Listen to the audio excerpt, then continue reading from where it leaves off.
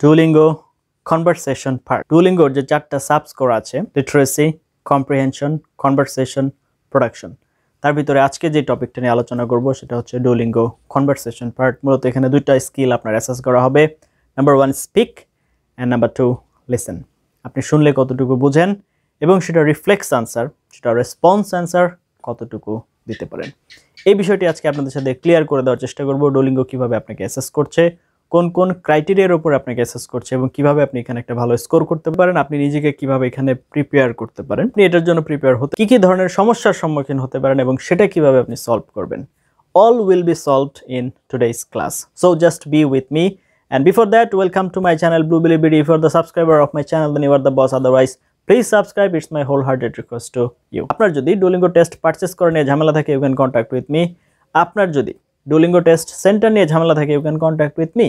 আপনার যদি Duolingo preparation materials নিয়ে ঝামেলা থাকে, you can contact with me. আমার সাথে কন্ট্যাক্ট ডিটেইলস আপনি ভিডিওর কমেন্টে পিন করা অবস্থায় পেয়ে। আপনার যদি মনে হয় যে অল দ্য ওয়ে আপনি আমার সাথে কানেক্টেড থেকে Duolingo প্রিপারেশন নিতে চাচ্ছেন, you can like my Facebook page and join my Facebook group. I shall be there for you. তো চলুন যে আজকের আলোচনায় উইদাউট ওয়েস্টিং টাইম, সেটা হচ্ছে Duolingo কনভারসেশন পার্ট। আপনার Duolingo-তে টোটাল যে 4টা সাব স্কোর আছে অলরেডি বলেছি। Duolingo-তে যে টোটাল 4টা সাব স্কোর আছে তার ভিতরে সেই 4টা আবার আমি একটু মেনশন করতে যাচ্ছি। নাম্বার 1 হচ্ছে literacy, number 2 comprehension, number 3 conversation, number 4 হচ্ছে প্রোডাকশন। তো আজকে আমরা আলোচনা করব নাম্বার 3 নিয়ে, সেটা হচ্ছে কনভারসেশন। কনভারসেশনের যদি আমরা বাংলা অর্থে আসি, কনভারসেশনের বাংলা সমার্থক শব্দ হচ্ছে কথোপকথন। দ্যাট মিনস আপনি বলবেন, সে শুনবে, আবার সে একটা বলবে, আপনি আবার সেটা শুনে তারপর আর সেটার আনসার দিবেন। তার মানে বুঝতেই পারছেন এখানে কথোপকথনের ব্যাপারটা চলে আসতেছে। শুনবেন এবং বলবেন, বলবেন এবং শুনবেন, এই যে ব্যাপারগুলো সেই রিলেটেড। এখন Duolingo-তে টোটাল 12 থেকে 13টা কোয়েশ্চেন টাইপ আছে। এর ভিতরে একটা আছে লিসেন অ্যান্ড টাইপ। তার মানে হচ্ছে এখানে আপনি যে শুনলেন এবং সরাসরি সেটা টাইপ করে দিলেন, এটাও এটার অংশ।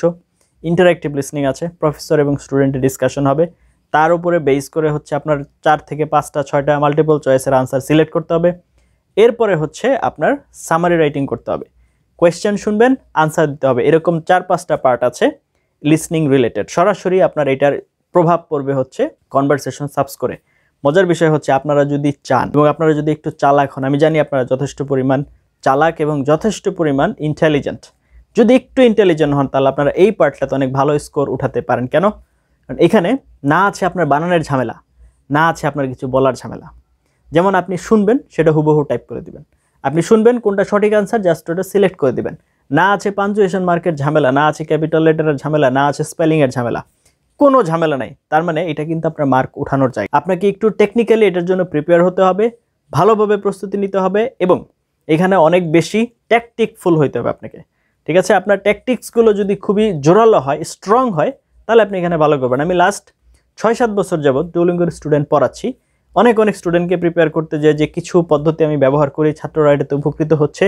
অনেক স্টুডেন্ট আমাকে ফোন করে বলে যে স্যার, শুধুমাত্র আপনার ভিডিও দেখেই পরীক্ষা দিয়েছি এবং একটা ভালো স্কোর করেছি, আমার জন্য দোয়া রাখবেন। আপনার জন্য অনেক দোয়া রইল, অনেক ভালো লাগে। তো আশা করি আপনারাও এই অভিজ্ঞতা থেকে কিছু অভিজ্ঞতা আপনারা নেবেন এবং ভিডিও শেষ পর্যন্ত একটু মনোযোগ দিয়ে শুনবেন। কারণ দেখুন, অনেক সময় যেটা হয়, একটা জিনিসকে এক্সপ্লেইন করতে গেলে, একটা জিনিসকে বোঝাতে গেলে একটু সময় নিতে হয়। এটার জন্য আপনাদের কাছে আমি আসলে সরি বলে নিচ্ছি, কিছু করার থাকে না। এই জিনিসটা আমার বোঝাতে গেলে এই কথাগুলো আনতে হয়, রেফারেন্সগুলো টানতে হয়, উদাহরণগুলো দিতে হয়। আচ্ছা, তো যেটা বলছিলাম সেটা হচ্ছে যে আপনার কি করতে হবে, এই 3-4টা কোয়েশ্চেন টাইপ, তার মানে হচ্ছে লিসনিং অ্যান্ড স্পিকিং, এই দুইটা মিলিয়ে হচ্ছে আপনার এই কনভারসেশন পার্ট। এখানে যে কয়েকটা কোয়েশ্চেন টাইপ থাকবে, সেই কয়েকটা কোয়েশ্চেন টাইপের ক্লাস লেকচারগুলো আমি এই ভিডিও ডেসক্রিপশনে দিয়ে রাখবো। আপনার প্রথম কাজ হচ্ছে আগে এই কোয়েশ্চেন টাইপগুলো সম্পর্কে ভালোভাবে আইডিয়া নেবেন। কোন কোয়েশ্চেন টাইপটা কেমন, কি রুলস রেগুলেশন ফলো করতে হবে, Duolingo আপনার কাছে কি চাচ্ছে, আপনার পরীক্ষার সময় কি করতে হবে, কিভাবে করতে হবে, কতক্ষণ ধরে করতে হবে, টোটাল জিনিসগুলো ক্লিয়ার করে নেবেন।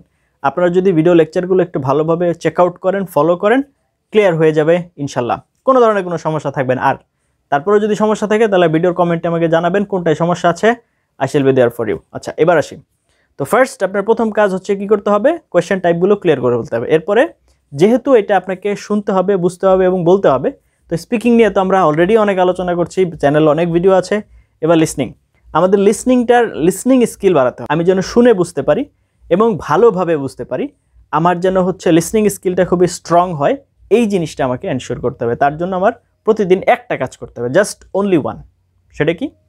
একটাই কাজ, অনলি ওয়ান ওয়ার্ক আপনি করবেন প্রতিদিন, সেটা হচ্ছে প্রতিদিন শুনবেন। এখন এই শোনার সময় আপনি যখন শুনবেন তখনই একটা ব্যাপার আছে, সেটা হচ্ছে যে এই যে আপনি প্রতিদিন শুনবেন তার ভিতরে আপনি যে কোনো কিছু শুনলে হবে না, শুনবেন হচ্ছে প্রফেসর এবং স্টুডেন্ট ডিসকাশন। যে কোনো কিছু যদি আপনি শুনেন তাহলে কিন্তু হবে না, কি শুনতে হবে? প্রফেসর এবং স্টুডেন্টের ডিসকাশন শুনতে হবে। তার জন্য 3টা চ্যানেল আমি এই ভিডিও ডেসক্রিপশনে দিয়ে রাখবো, লিঙ্ক দেওয়া থাকবে। আপনি ওই জাস্ট 3টা চ্যানেলে গেলে, চ্যানেলগুলো বলি কেমব্রিজ ইউনিভার্সিটি, অক্সফোর্ড এবং হার্ভার্ডের 3টা চ্যানেল থাকবে, সেগুলো থেকে আপনারা হচ্ছে প্রফেসর স্টুডেন্টের বিভিন্ন রকম ক্লাস লেকচার, বিভিন্ন রকম ডিসকাশন আপনারা শুনতে পারেন। প্রতিদিন কমপক্ষে 2 ঘন্টা করে আপনারা এই লিসনিংটা করতে হবে। তাহলে যেটা হবে, ওদের যে ভাষা, যেমন আপনাকে এটা বুঝতে হবে, সাধারণ মানুষের ইংরেজি আর হচ্ছে শিক্ষিত মানুষের ইংরেজি দুটো এক না। These are difference, these are whole new different matter. তো টোটালি ডিফারেন্ট, কারণ হচ্ছে শিক্ষিত মানুষ যে ওয়েতে কথা বলে বা একটা একাডেমিক লেকচার যেভাবে কাজ করে, একটা ইন জেনারেল লেকচার সেভাবে কাজ করে না। তো আপনাদের এই জিনিসটা মাথায় রাখতে হবে। সুতরাং প্রতিদিন কমপক্ষে 2 ঘন্টা করে সময় দিতে হবে, তাহলে আপনার এখানকার বেসিক ইমপ্রুভমেন্ট। তাহলে 2 দিক থেকে 2টা কাজ হলো। কি হলো? আপনি কোয়েশ্চেন প্যাটার্নগুলো সম্পর্কে জানলেন। দ্বিতীয়ত বলেছি আপনার বেসিক ইমপ্রুভমেন্টের জন্য, যাতে আপনার লিসনিং স্কিল বাড়ে, তার জন্য হচ্ছে প্রফেসর ডিসকাশন শুনতে হবে প্রতিদিন কমপক্ষে 2 ঘন্টা করে। ওগুলো লিঙ্ক ভিডিও ডেসক্রিপশনে পেয়ে যাবেন। তো শুনলেন, এইবার হচ্ছে আমার কাজে নামতে হবে। কাজে নামতে হবে কীভাবে? ডুওলিঙ্গোর অফিসিয়াল ওয়েবসাইটে চলে যাবেন, প্র্যাকটিস টেস্ট দিবেন, দিয়ে দেখবেন আপনার কি অবস্থা। যদি আপনার কাছে মনে হয় যে না, আমি সরাসরি স্যার আপনার কাছে মক টেস্ট দিতে যাচ্ছি, you can contact with me. আপনি আমার সাথে যোগাযোগ করে মক টেস্ট দিতে পারেন। I shall conduct mock test and will assess you. আপনাকে অ্যাসেস করে দিব আপনার কি অবস্থা, কোথায় ঘাটতি আছে, কোথায় গেলে ঘাটতিগুলো পূরণ করা যাবে। I will give you the instruction. Okay, তো এরপরে হচ্ছে আপনি এখানে মক টেস্ট দিলেন, নিজের ভুলভ্রান্তিগুলো যাচাই বাছাই করলেন। তারপরে হচ্ছে যদি দেখেন যে আপনার প্রয়োজনীয় বা টার্গেটেড স্কোর চলে আসতেছে, you can go head for exam. আর যদি মনে হয় যে না, আমার টার্গেটেড স্কোর আসতেছে না, তাহলে আমাদের আরেকটু অপেক্ষা করতে হবে, আবার একটু ভালো করে প্রিপারেশন নিয়ে তারপরে হচ্ছে পরীক্ষায় যেতে হবে।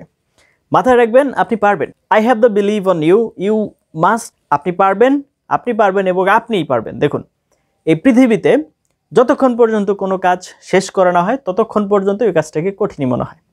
Until it done it looks like difficult. যতক্ষণ পর্যন্ত কোনো কিছু শেষ করা না হয় ততক্ষণ পর্যন্ত সেটাকে কঠিনই মনে হয়, শেষ হওয়ার পরে যত কঠিনই হোক সেটাকে সহজ মনে হয়। আপনাকে একটা জিনিস মাথায় রাখতে হবে, যেটা হচ্ছে আপনি শুরু করে ধৈর্য ধরে লেগে থাকতে পারবেন, সেটা কোনো না কোনো দিন বা একটা প্রসেসের ভিতর দিয়ে যে অবশ্যই শেষ হবে, এটার কোনো বিকল্প নাই। সুতরাং আপনাকে জাস্ট একটা জিনিস মাথায় রাখতে হবে, যেটা হচ্ছে you need to trust on yourself, you need to trust on the process.